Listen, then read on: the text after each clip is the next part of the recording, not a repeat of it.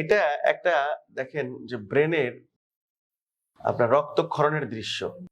ব্রেনের রক্তক্ষরণ হইলে এরকম অনেকে এমআরআই করে দেখা যায় যে আপনার বলে ডাক্তার বলতেছেন যে আপনার হেমোরেজিক স্ট্রোক বা রক্তক্ষরণ হয়ে গেল। এরপরে আসলে আল্টিমেটলি যত তাড়াতাড়ি সম্ভব রোগীকে হাসপাতালে নিতে হবে।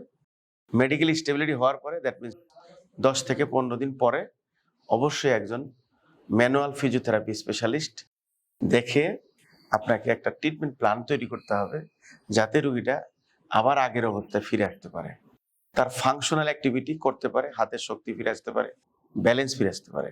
অনেকে আছে স্ট্রোক করার পরে কিন্তু হাতের ফাংশন বা পায়ের ব্যালেন্স ফিরে আসে না। তার মূল কারণ আপনারা একজন স্ট্রোক করার সাথে সাথে ডাক্তার দেখাইতে যতটা সিরিয়াস হন ঠিক ফিজিওথেরাপির চিকিৎসা নিচ্ছে ততটা সিরিয়াস হন না। অনেকেই বলে ব্যায়াম করছি, কিন্তু ব্যায়াম অবশ্যই সেটা এক্সারসাইজ বা এভিডেন্স বেসড এক্সারসাইজ করতে হবে। সেটা হতে হবে একজন অবশ্যই স্পেশালিস্ট ফিজিওথেরাপিস্টের মাধ্যমে। অবশ্যই আপনি ফিজিওথেরাপি একজন ডাক্তার দেখে অ্যাসেসমেন্ট করে চিকিৎসার প্ল্যান করবেন।